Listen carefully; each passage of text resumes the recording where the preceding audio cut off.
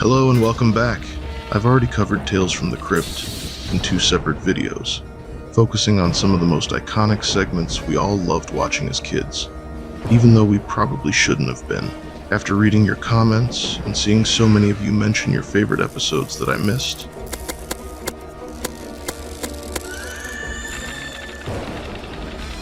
I felt it was time to fix that.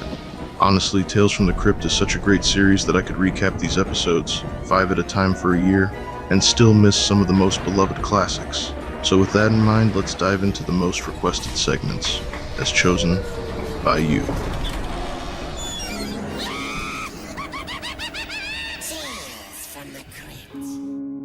At number 5, we have the Ventriloquist's dummy. Mr. Ingels is a ventriloquist who cracks crude jokes with his dummy, Morty. During one of his shows, a young Billy Goldman attends, gets an autograph, and is encouraged by Mr. Ingels to return if he ever becomes interested in pursuing ventriloquism himself. After a few tips, feel free to look me up, okay, kid? Later that night, a fire breaks out in the theater. Mr. Ingels loses his hand, and his girlfriend dies in the blaze. His career is ruined. Fast forward 15 years, and Billy is now an aspiring ventriloquist, albeit an amateur. Hi, my name is Tim.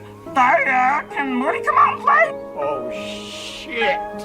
He visits Mr. Ingels, now a recluse, eager to reconnect. Oh, yeah? Well, it was 15 years ago. Though Mr. Ingels is reluctant to revisit the past, Billy insists, inviting him to an amateur night performance. Mr. Ingels says he'll think about it. Billy!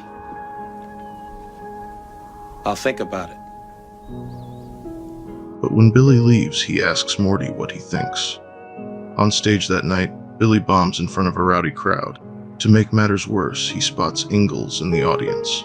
After the disastrous performance, Mr. Ingels doesn't hold back, criticizing Billy's lack of technique, material, and connection with the audience. Okay, it was terrible.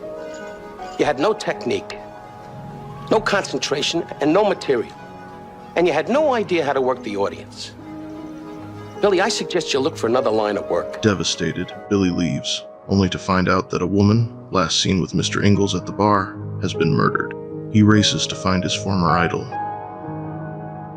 Billy tracks Mr. Ingels to his home, where the old man is injecting morphine into his stump.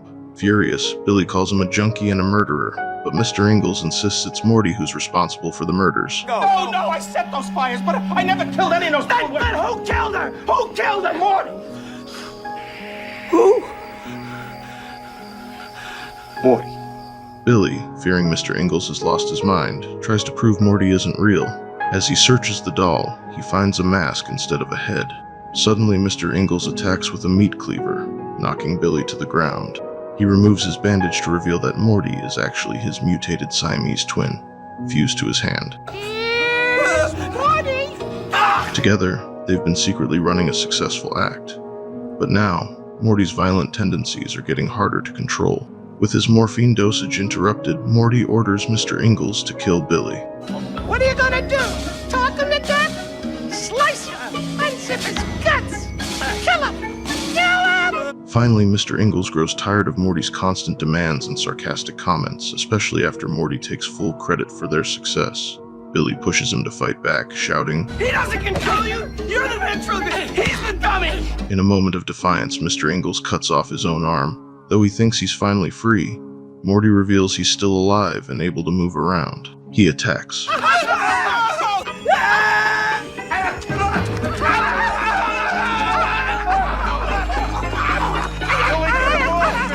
Before scurrying away. A now deranged Billy grabs a baseball bat, tearing through the house, and after one wild swing, even nails Mr. Ingels' lifeless body in the head. Hey, batter, batter, batter! He finally gains the upper hand when Morty gets stuck in a meat grinder. Billy cranks the handle. What are you doing? I'm making an asshole casserole, pal, and you're the main ingredient. But he stops when Morty promises to do anything to save himself. Sometime later, Billy's career takes off as a ventriloquist, now with Morty acting as his doll. During one performance, Morty breaks from the script and starts catcalling a girl in the audience. Billy argues with him on stage and Morty reveals he's renegotiating their deal. Suddenly, Billy screams in pain. As the audience starts to leave, Billy pulls the doll off his hand. only to reveal that Morty has fused himself to Billy's own hand. Looks like we're stuck with each other. At number 4 on our list, we have Let the Punishment Fit the Crime. Geraldine Ferret, a predatory lawyer, is arrested in Sticksville for an improper license plate. Her offense was minor, but she was still handcuffed and brought into the courthouse for her arraignment. After calling her boyfriend to inform him that she'll be running late, Geraldine was very obnoxious and handed her business card to an injured man in a wheelchair, offering her legal services in the future. A man in the waiting room panics when he is summoned and taken to courtroom B. An unnerved Geraldine talks with Purdy Lee Dreyfuss, a constantly sniffling man who was cited for turning odometers back on cars he sold, and learns that judges are tougher in courtroom B. What was that all about? Courtroom B. The judges are supposed to be real hard. He dreads his punishment in this strict town as he is called to courtroom A, leaving Geraldine to study pictures of various public executions hung throughout the lobby. One particularly bizarre picture, where the year is blotted out, shows a modern-day car parked next to a public hanging. Pipsqueak public defender Austin Haggard is assigned to Geraldine's case. Despite having a background in Harvard law, Geraldine rudely turns down his services and announces her intention to plead guilty. She is brought into courtroom A, but learns that the judge's sentence for a guilty plea will not be a simple fine. Well, we hit him on a good day. He's agreed to decrease the sentence to misdemeanor public nuisance. Decrease it. Okay, fine. What's it gonna cost me? 10. All this bullshit for $10? Here, keep the change. Not $10, Miss Ferret. 10 lashes. They can flail you now, and you can be on your way. Yeah, as soon as you regain consciousness, of course. What the hell? Finding this ridiculous, Geraldine switches her plea to not guilty and fights the case, arguing that her license plate is not illegal. Haggard enters the courtroom and gives the judge a file of evidence that proves Geraldine's spirited quality. While it's full of articles documenting a case where Geraldine fought and beat a wealthy pacemaker company, the judge believes she's immoral and that all she did was take down a medical company with no past problems. In 10 years of use outside the laboratory, the Cardi-Talk 7 pacemaker never failed. Ever. That's irrelevant. We all know mechanical devices break. This revelation, along with her snotty license plate, leads the judge to declare her guilty and up her sentence to 100 lashings. Guilty as charged. Guilty, like hell. Well, the fine is 100 lashes, to be administered immediately. Haggard's pleas to commute the sentence to public service are denied, and she's taken downstairs to a dungeon. Purdy Lee is also there and reveals that his nose was cut off as part of his punishment. Before Geraldine is punished, Haggard shows up and tells her that the judge has thrown her case out. Good news, Miss Ferret. The judge looked up the state code. Your license plate has 6 digits after all, exactly like you said. Your case has been thrown out. I told you I'd get you off. You little turd! I had this thing beat until you showed up with that file folder. You're a nag on his way to the glue factory. I'd rather be dead than you. Before she can leave, Geraldine is once again arrested, this time for soliciting legal services from the injured man earlier. She argues that what she did wasn't illegal, but is brought into courtroom B anyhow. The same judge from courtroom A presides here as well, but Haggard claims it's a different, much more conservative judge. Haggard declares Geraldine not guilty, but presents a ludicrous argument involving a temporary insanity plea. The judge laughs at her and declares her guilty. What a load of... Guilty as charged. You ready for sentencing? She is ushered into courtroom C, a much more intimidating box-like room. The same judge once again takes the stand and quickly declares her guilty. So your actions were cut and dried. You violated the law and you must pay. However, the sentence handed down by my colleague was wholly inappropriate. I sentence you to death by electrocution. Sentence to be carried out immediately. After a private talk with Haggard, the judge realizes Geraldine's specific skills could be useful and commutes her sentence to public service for a time yet unspecified. She rushes out of the room but finds herself back in the dungeon. The ghosts return and nudge her closer to an electric chair. Suddenly, Haggard appears and takes her place in the chair. He reveals himself to be a former lawyer who got many criminals off by bribing jury members and has been working in Sticksville for a long time. Yes, get out of my way. All right. Strap me down, boys. What are you doing? I'm getting out of Sticksville for good. Yeah, I thought I'd be stuck here forever till you came along. What? In my day, I got off more big-time dirtbags with a slap on the wrist than a low-life ambulance chaser like you could count. We didn't use any cheese ball victim defense either. We just bought the jury. But I get to go home and do public service, right? You are home counselor, and I'd rather be dead than you. He informs her that the public service sentence means Geraldine will be replacing him, repeating her line, "I'd rather be dead than you." He is electrocuted and passes on to the afterlife. Geraldine, now dressed like Haggard, screams in agony. Fender, report to courtroom A. No! No! No! No! No!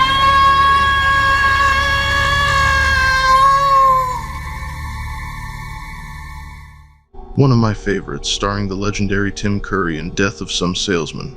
Sleazy con man Judd Campbell wakes up after sleeping with a waitress named Stella. The next morning, he checks the obituary section for his next mark. Stella wakes up, and the two argue. Judd had conned her into believing he loved her and would rescue her from her crummy life. He admits it was a promise he made only the previous night, but the warranty expired this morning. He refers to his grifting as salesmanship as he leaves her. Judd, a traveling cemetery plot salesman, visits the home of Mrs. Jones. Her husband passed away a few days ago, but Judd claims he made a promise to put a down payment on a final resting place. Mrs. Jones wonders why her husband never mentioned it to her, but her attention is grabbed when Judd mentions the benefits package that comes with the plot. All funeral expenses paid and $10,000 in cash. She begs him to accept cash now, as if it were paid before her husband died, and he accepts. It turns out this is a typical con Judd pulls, tricking people into giving him down payments with the promise that he'll eventually return with papers for the benefits package. The next house Judd visits is the Comfrey residence, where Ma Brackett answers the door and says nobody by the name of Comfrey lives there. Can I help you? You must be Mrs. Comfrey. You know, you're exactly the way your husband said you were. He's a very lucky man. Mrs. who? Mrs. Comfrey? There's nobody here by that name. Well, isn't this 2465 Maple Street? No. This here's Maple Drive. Maple Street is way across town. Oh. Realizing he mixed up the addresses, Judd prepares to leave, but Ma invites him in after realizing he's a salesman. Young man, are you selling something? He pitches his cemetery plot to Ma, who summons the grizzled Pa Brackett into the room to take part. I do have a lovely brochure that I'd like to... I'm sorry. I don't want Pa to miss this. Pa! Pa takes glee in having a salesman over, claiming nobody goes door to door anymore and that most people would rather shop on the TV. Mr. Campbell's a salesman, Pa. A salesman? Huh? Ain't that nice? In the old days, traveling salesmen used to come by all the time. Of course, nowadays, everybody stays home and does their shopping on the TV. I don't know, but to me, it just ain't the same. No. Well, set yourself. Judd coaxes them into a special benefit package worth $40,000 for the price of $750 cash on the spot. The Bracketts fall for it, but Pa wants to see the land before buying. $500 buys everything for the both of you. $500, that's all?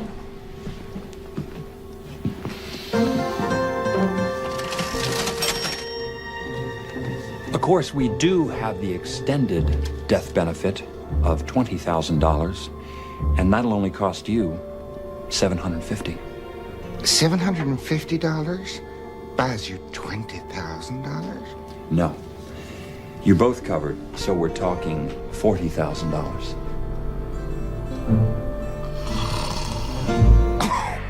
Well, we can't say no to that, can we? We'll do it. Great. I'll draw up the paperwork. Of course, we'll have to see it first. See what the cemetery plot looks like. We like to see a thing work before we buy it. Well, It looks pretty much like this. Can't buy nothing till we see it first. Judd agrees to take them to it the next morning. Pa goes to get the money as Ma fixes Judd a cup of coffee.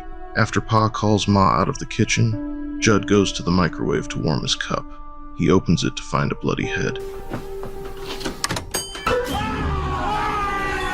He screams and falls backward, pulling back a curtain to reveal another corpse with a vacuum nozzle through its jaw.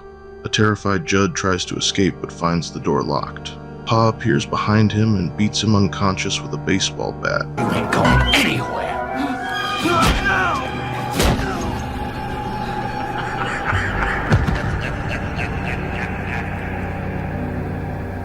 That night, Ma and Pa argue over what to do with the handcuffed Judd as he slowly starts to wake up.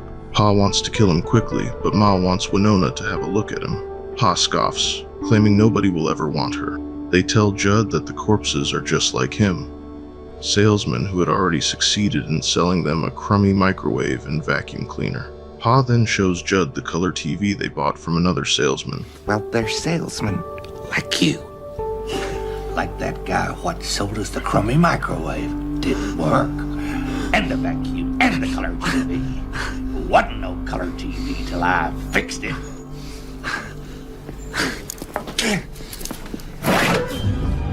Now it's color TV. Pa angrily rants about salesmen who suckering people out of their hard-earned money and almost shoots Judd in the face. Ma stops him by insisting Winona should see him first. Winona, the smelly, freakishly hideous bracket daughter, comes down the stairs playing her harmonica. You played that very well. Anyone ever tell you that? How old are you? Old enough to know a bunch of bullshit when I hear it. Well, let's you and me have a talk then, face to face. Okay. Face to face. Oh, you are so beautiful. Judd tries to use his conman lines to convince her she's beautiful and that he's in love with her. While unconvinced at first, she eventually takes him up to her room. She pushes him onto the bed, then takes off her dirty panties to show him. He assures her he still loves her.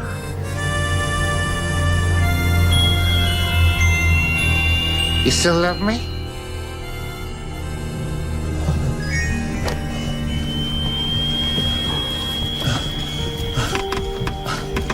Winona, not completely convinced, decides to test his affections. After a bizarre, awkward attempt at intimacy, complete with Judd trying to convince her that the body never lies, she strips down, eager to see if Judd can perform.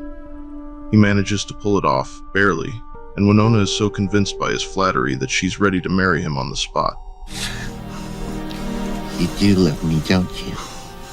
Like you said, the body never lies. She wants to marry and run away with Judd, whose interest is sparked once he learns she receives a $50,000 dowry, money stolen from the dead salesman, once married, and that its corresponding paperwork is buried in the basement. Pa and Ma agree to the marriage, with Pa presiding over it because Winona claims he's a preacher. The I do's are said, and Judd puts Ma's wedding ring on Winona. Pa, however, refuses to unlock the handcuffs due to his distrust of salesmen. A furious Winona attacks her parents for trying to ruin her happiness. She beats them both to the ground, then frees Judd from his handcuffs. Sweet princess. Winona! What are you doing, Winona?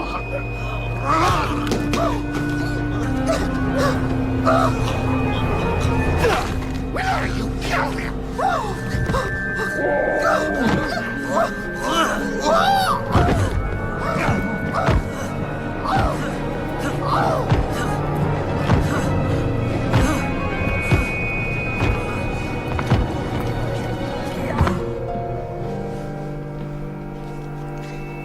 Let me get that for you, darling.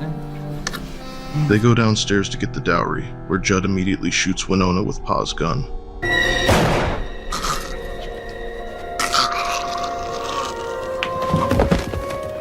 Ugly bitch. He digs through the basement dirt and finds a box, but instead of the expected dowry, he finds a death certificate with his name on it.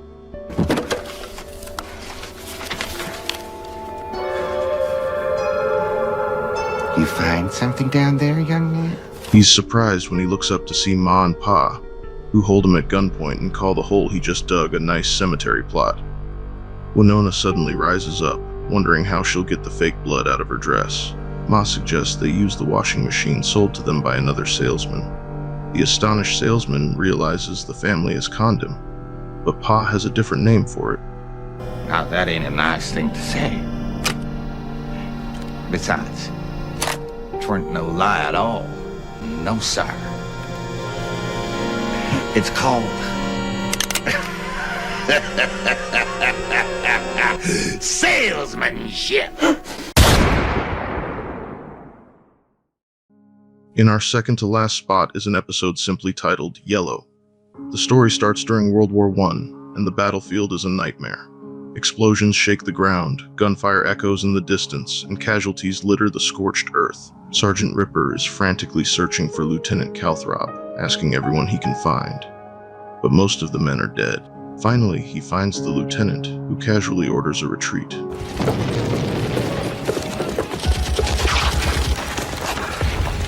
Drink, Sergeant. Lieutenant, our orders are take that hill. The charge is stalled. What are you doing here, sir? What's that, Sergeant Ripper? You'll have to speak up. The Germans are shooting the crap out of us. Or haven't you noticed? We should climb the hill. You want us to stop? No, I do not want the men to just stop. The Huns have us zeroed in. They're cutting us to ribbons. I want you to order the men to retreat. I can't do that. The general ordered us to take that hill. Ripper questions the retreat, as they were supposed to hold the line, but Calthrop brushes him off. Orders are orders, the lieutenant says, and tells Ripper to launch the retreat flare. Reluctantly, Ripper complies, and the troops retreat. Come on, Sergeant! Fire the flare! Ripper reports to General Calthrop about the retreat, angering the general, especially when he hears that his son ordered it. The general, furious, orders a platoon to repair a broken phone line, with Lieutenant Calthrop in charge of the operation. Ripper and Captain Milligan argue over whether Lieutenant Calthrop, whom Ripper calls Yellow, should be trusted with the task. Get deep harmony on the line. The line's dead, General.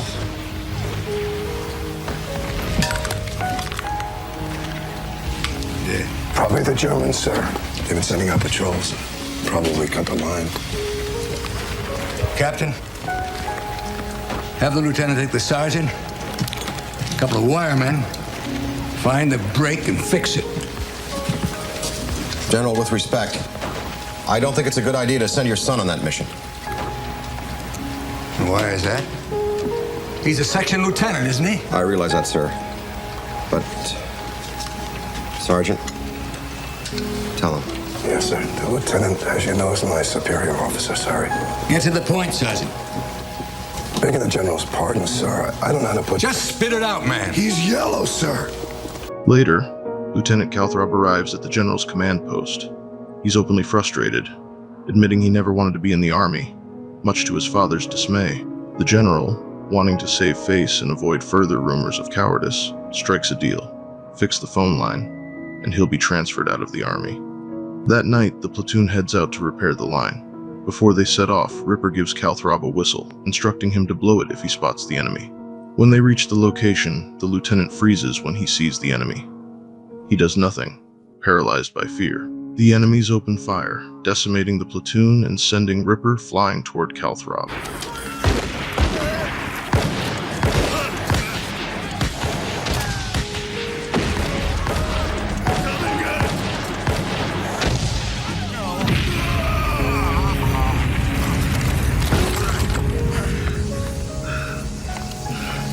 You were supposed to warn us.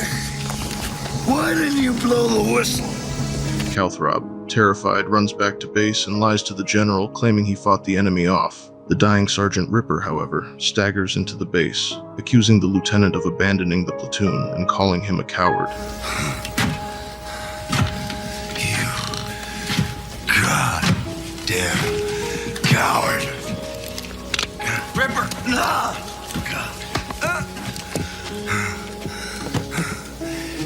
saw the German patrol come around behind us. He could have warned us, but he didn't. He's yellow. The general doesn't take kindly to this. When he demands to see the lieutenant's revolver, Calthrop claims it was used to kill the enemy, but the bullets are untouched. The general, enraged by the evidence, orders the lieutenant's arrest for abandoning his men and committing treason. Arrest this man. Please come with me, Lieutenant. I'm your son. Escort him to Provost. Yes, sir. You can't do this. Captain, I'm your son. notify my officers to report to the church. What are you doing? Court-martial of Lieutenant Calthrop will commence in 1 hour. The next day, Lieutenant Calthrop is found guilty and sentenced to death by firing squad at dawn. As he awaits his fate, his father, the general, visits him and informs him he won't be executed. You think I'd kill my own son?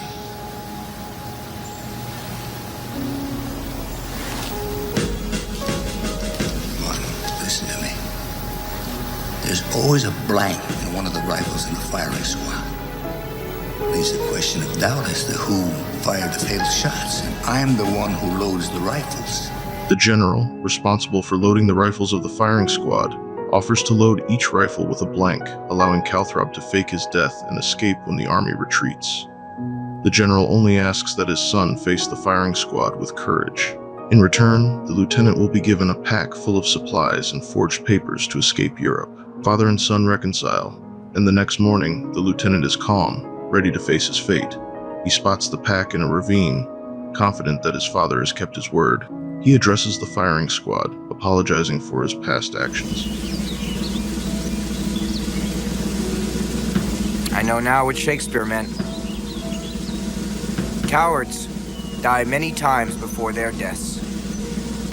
The valiant never taste of death but once. As the firing squad takes aim, the general hesitates, a moment of doubt flickering in his eyes. But the lieutenant, realizing the truth, is struck by live rounds from the firing squad.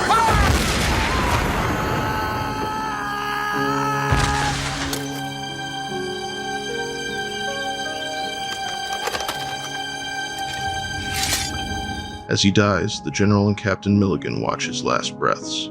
The captain remarks, "He died like a man," and the general is satisfied that no one will ever think his son was yellow again. My son is not yellow. All right, Lieutenant, we gotta move this company out now on the double time. Make sure all our gentlemen please do have a hell of a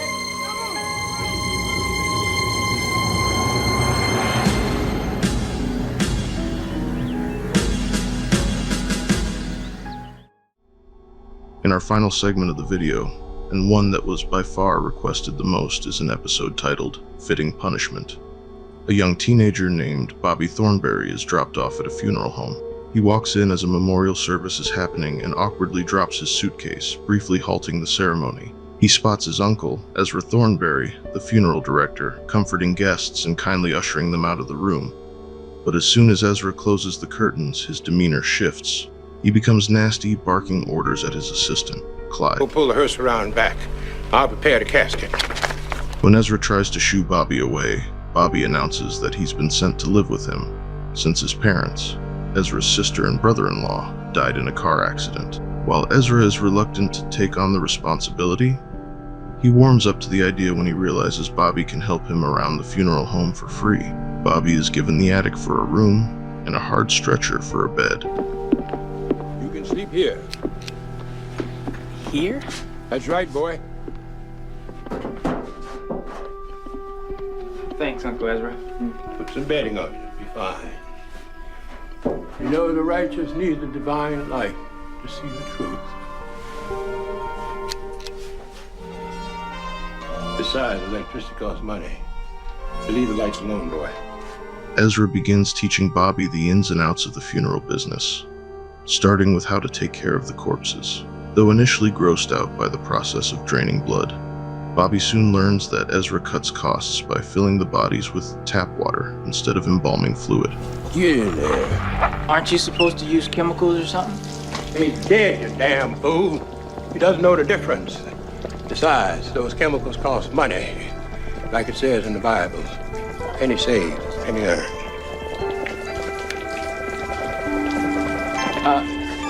Didn't Ben Franklin say that? Don't you contradict me, boy! He also begins to notice his uncle's other extreme penny-pinching habits, such as hoarding gold teeth from the deceased and upselling pine caskets to customers. Ezra constantly quotes the Bible to justify his cheapness and belittles his nephew at every opportunity. One day, Ezra mistakenly orders a pine casket for a client who specifically requested oak for their deceased son. These last 2 days have been rather trying. Yes, I can imagine. You and your family have my condolences, Mr. Jeffries. But don't worry, I've taken care of everything. Here we are. The perfect vessel to send your son on his way to the realm of glory. Is there something wrong? This casket is made of pine. That's right. Highest quality of pine from the forest of Maine. But I specifically asked for oak. Oak? That's right. But I've already paid. I want nothing but the best for my son, Mr. Thornberry. Furious at the extra expense, Ezra blames Bobby for the mistake and beats him with a crowbar. Now you're gonna have to be punished severely. Now, Uncle, please, put... Get up! Oh, help me! Get up, I said! Oh. We got work to do! My leg! The hell with your legs! Get up here! It's no good crying! Dog! The poor boy is left with a severe spinal injury and must spend the rest of his life on crutches. Ezra lies to the doctor, telling him that Bobby fell down the stairs. If I've told him once, I've told him 1,000 times. No running inside. He's a spirited boy, you know, an athlete. Not anymore.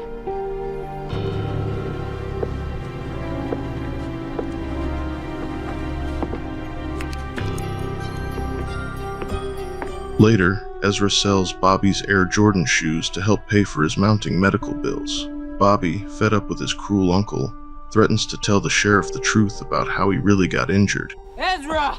Don't you Ezra me. Where are my Air Jordans? I sold. You sold them? Got a pretty good price for them, too. How could you sell my shoes? Don't you raise your voice at me, boy. Look at you. You're nothing but a helpless cripple. What are you gonna do with shoes? All you're gonna do is cost me money. You're nothing but a goddamn burden. Well, you should have thought about that before you hit me with that crowbar. I ought to call the sheriff. That's what I'm gonna do. The sheriff's, huh? And where are you gonna go next? The state hospital, that's where. Realizing that the extra pine casket might come in handy, Ezra lures Bobby to the top of the basement stairs and throws his basketball at him. This causes Bobby to lose his balance and fall, breaking his neck. Hello, Bobby. Hi, Uncle. Oh, what are you doing with my ball?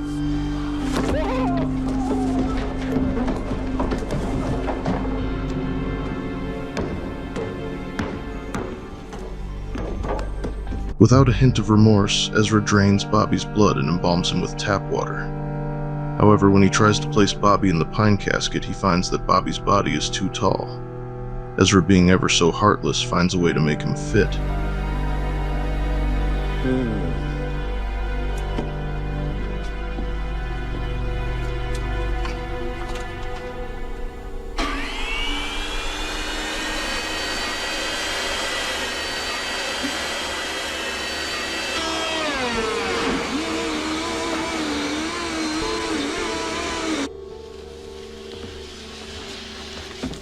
At the wake, suspicion begins to mount. Strange how he should happen to fall down the stairs again, isn't it, Mr. Thornberry? Well, perhaps it's for the best. The boy was young and full of vigor. He would have made a miserable cripple. Such a short coffin for a boy so tall. Clyde, knowing that Ezra was responsible for Bobby's death but lacking proof, quits and leaves Ezra to manage the funeral home alone. I know that nice young man didn't die in no accident. I know it. I can't prove it. Late one night, Ezra is disturbed by a knock on the door. When he answers, no one is there. Tormented by a faucet that won't stop running and lights that keep turning on by themselves, Ezra begins to suspect that Clyde is trying to scare him. You turn my lights on, Clyde, wherever you are. Think you can come crawling to beg for your job back? Well, then you can go to hell. Suddenly, Bobby's basketball slowly bounces down the stairs and stops at Ezra's feet. When Ezra picks it up, an Air Jordan-wearing foot kicks him down the stairs.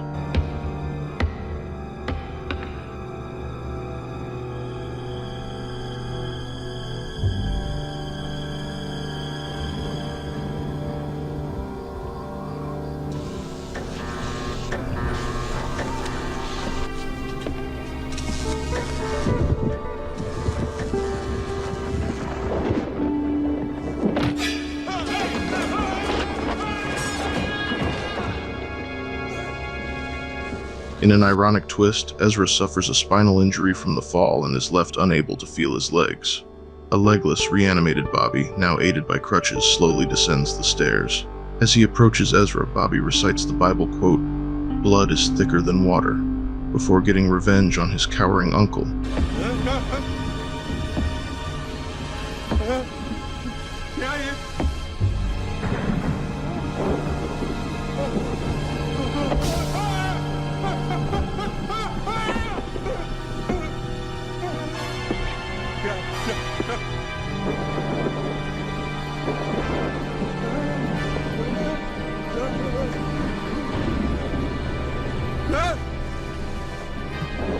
Like it says in the Bible, Uncle Ezra, blood is thicker than water.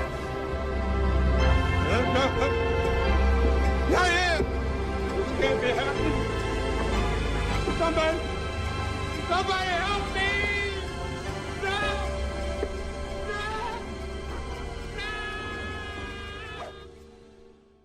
Thank you all so much for watching. I really enjoy making these videos, and you guys seem to enjoy watching them. If you would like to see more, please consider subscribing, and if you liked the video, hit the thumbs up button. It really, really helps. Again, thanks, and we'll see you in the next one.